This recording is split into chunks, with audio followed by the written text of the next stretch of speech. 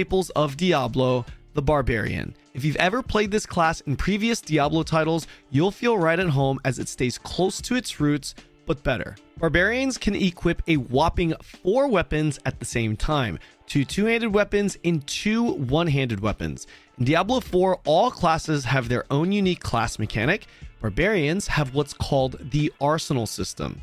The Arsenal system allows Barbarians to assign one of his 4 weapons to a specific skill for additional effects. No manual weapon swapping will be needed, as you'll automatically use the weapon that you've assigned by simply using the skill. When unlocking this feature at level 5, you'll see that each individual weapon has an effect that comes with it when used. Each of these can be leveled up to a maximum level of 10 by simply hitting mobs with the respective weapon. This Arsenal system allows the Barbarian to have access to multiple stat bonuses at once, including legendary effects. The damage, however, is going to be scaled from your main weapon, so be sure to prioritize one really good weapon while the others provide additional stats to buff your main weapon.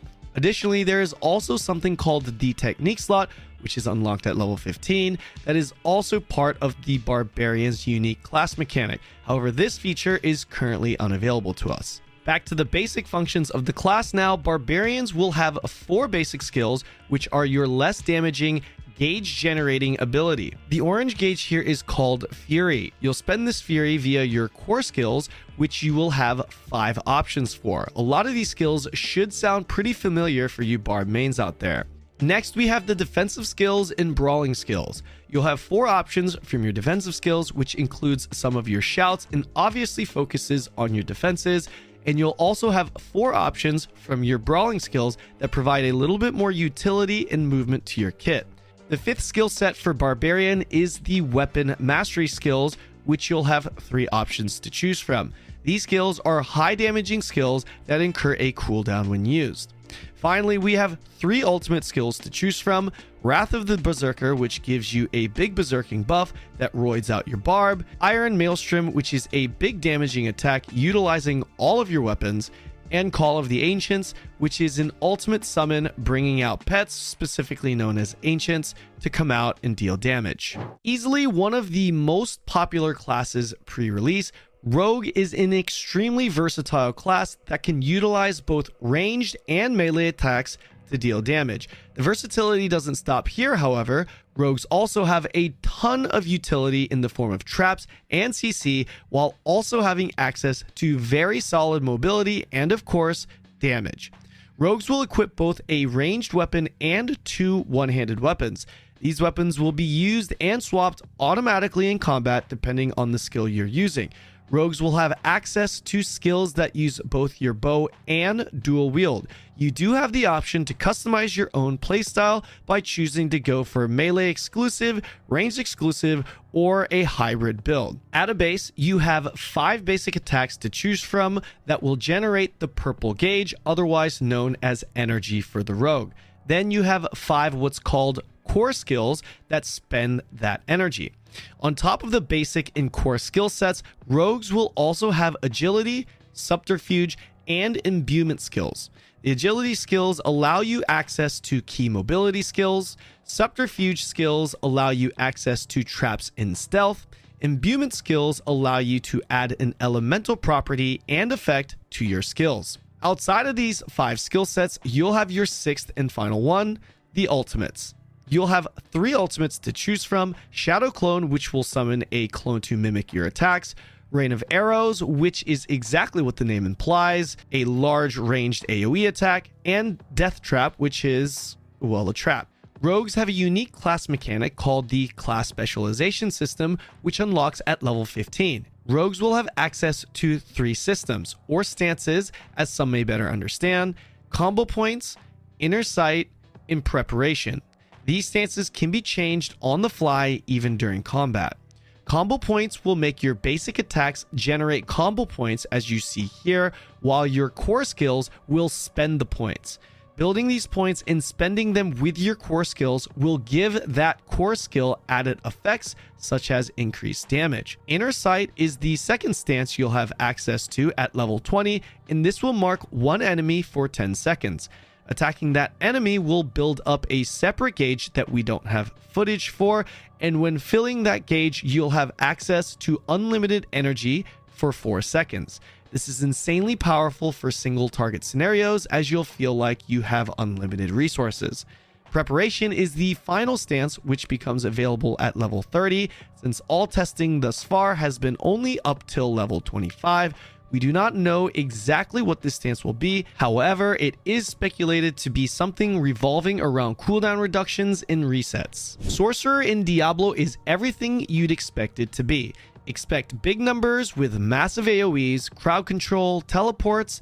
The Sorcerer fits the Mage archetype perfectly. Sorcs will be able to equip two-handed staves or a one-handed dagger, wand, or focus, and with it, you'll be dealing cold, lightning, and fire damage through your all-important resource, mana. Like all classes, Sorcs will have 6 skill sets beginning with their basic skills, which you'll have 4 options to choose from.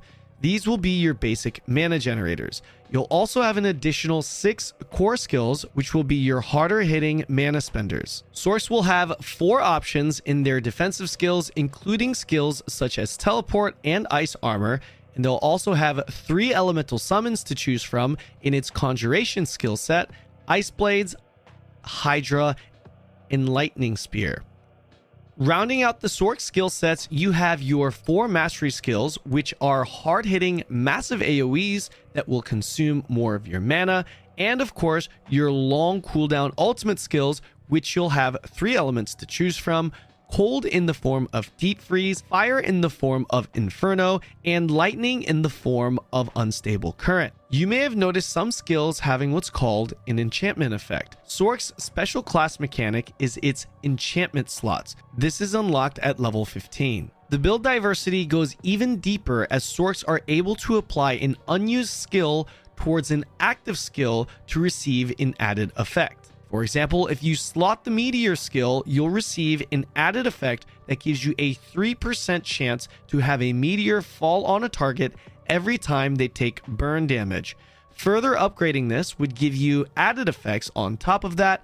In this case, you'd have the added effect of having a 30% chance to have an additional meteor fall when your meteor hits 3 or more enemies. Keep in mind though, in order to slot the skill for the added effect, you'll still need to unlock the skill by spending a skill point on it in your skill tree.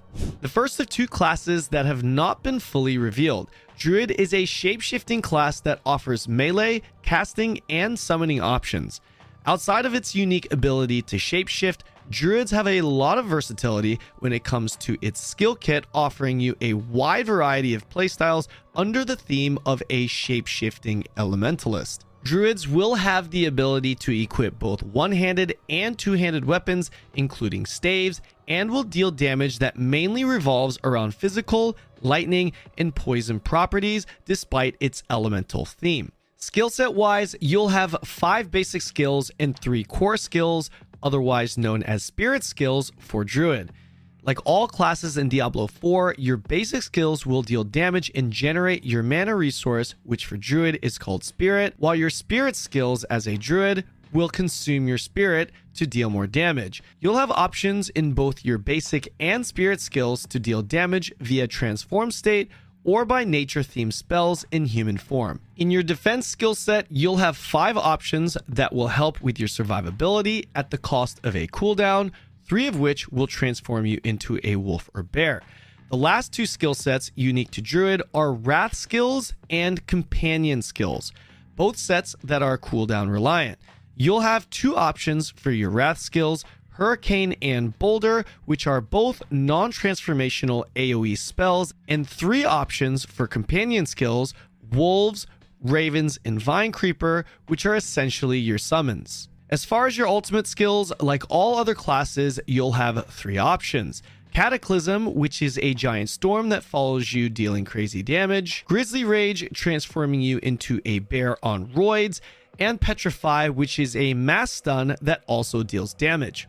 However, from the most recent dev stream, we do know that at level 15, the Druid will be able to interact with 4 spirit animals in regards to its class mechanic that will provide buffs to the Druid when given boons, which can be looted from monsters. Each spirit animal will provide powers to which you'll be able to select one of from each spirit animal. The powers can be changed at any time, and once all the powers are unlocked, you'll be able to choose one additional power, allowing you to have a total of 5 powers active at a time. Keep in mind though, this will not be available during the beta test because the region you have to go to, Skaz Glen, will not be available.